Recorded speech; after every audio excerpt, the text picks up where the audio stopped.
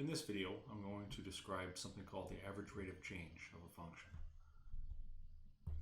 We already visited this idea when looking at this graph and imagining this scenario where you have a bank account that has a varying amount of money in it from year 0 to year 10. So the x-axis tells us how much, tells us what year it is. The y-axis tells us how much money is in the account. And we are asked to analyze this graph and answer questions like, what was the average rate of growth from year 0 to year 10? What was the average rate of growth from year 0 to year 5? And what we're going to do inside this lesson is learn how to do that in general when you're not given a picture, but when you're given a function algebraically.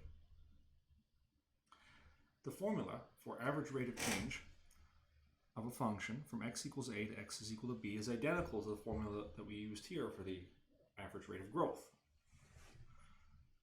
So our average rate of growth was a y value at the end minus a y value at the start divided by the x value at the end minus the x value at the start. Here, if we're looking for the average rate of change of a function f of x from x equals a to x is equal to b, x equals a is the starting point, x is equal to b is the ending point. F of b is the value of the function at the end, f of a is the value of the function at the beginning. So we have that difference in the y values divided by the difference in the x values down below. We'll apply this to a quadratic, f of x is 1 minus x squared, looking at the average rate of change of this function from x is equal to 2 to x is equal to 5. So I'll write down r equals our function evaluated at 5 minus our function evaluated at 2 divided by 5 minus 2. F of 5, that's 1 minus 25, 1 minus 5 squared, and minus f of 2, 1 minus 2 squared, so 1 minus 4, all over 3, 5 minus 2. So we have negative 24 minus negative 3, so plus 3, all divided by 3, which simplifies into negative 21 over 3, which is negative 7. We're going to graph this function. Oh, I'm going to pull up the graph properly. Okay, so I want 1 minus x squared, and I'll hide this, and we'll zoom in. We're looking at from x equals 2 to x equals 5.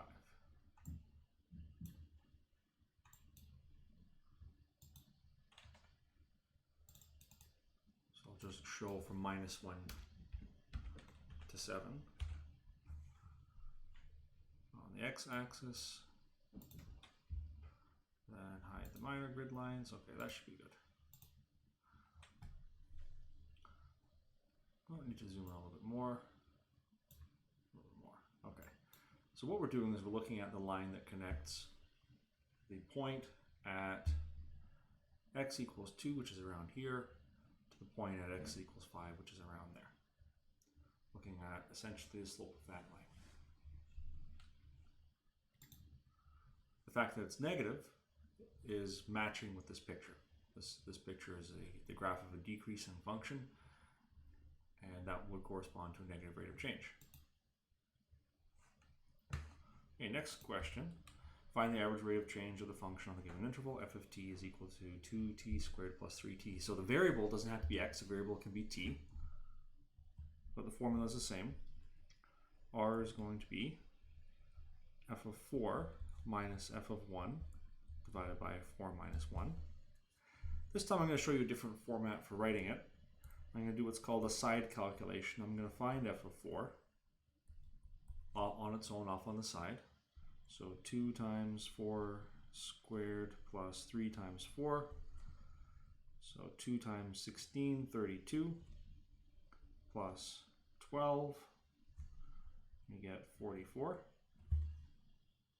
So I'll put 44 in the first position. Now f of 1 is 2 times 1 squared plus 3 times 1. That's 2 plus 3, which is 5. Put that in the second position.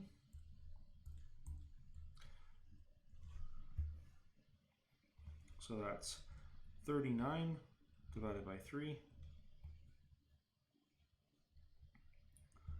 which is 13.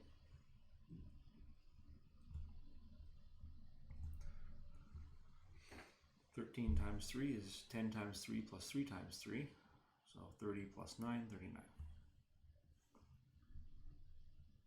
This one's positive, and if we make a graph of the function, we'll find that the graph of 2t squared plus 3t is increasing on average from x equals 1 to x is equal to 4.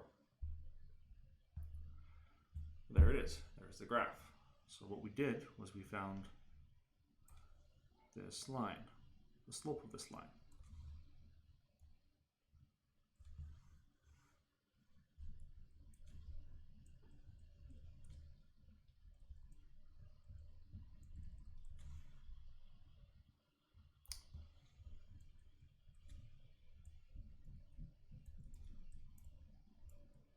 Recall that slope is delta y over delta x, and that's the same formula as r. Every time we find a slope, we are finding an average rate of change. This just reinforces that. Okay, another example. Find the average rate of change of this function, 60 over x, between 20 and 30.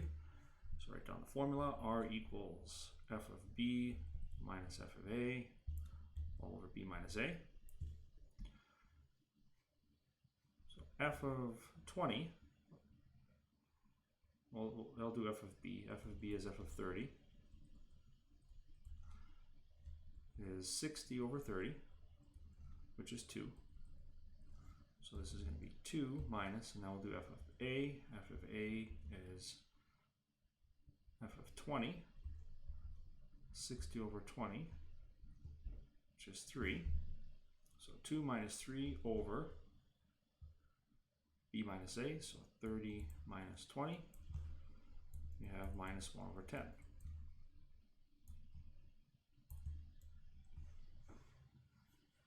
And if we graph this one, what we see is decreasing. We're going from here to here, calculating the slope of that line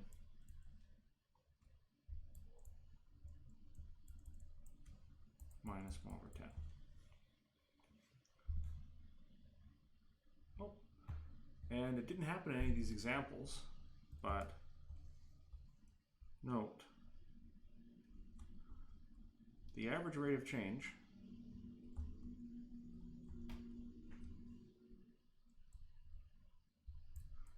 can sometimes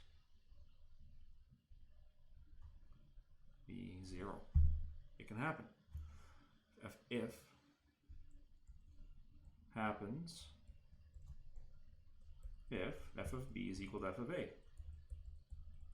So to go back to the bank account example, if the bank account at time 5 is the same as the bank account at time 0, then the average rate of change from year 0 to year 5 is going to be 0. Like on average, it didn't change at all. If its y value, if its final value is the same as its initial value, then on average it could not have changed. It's not possible. Okay, and that's it for average rate of change. See you in the next video.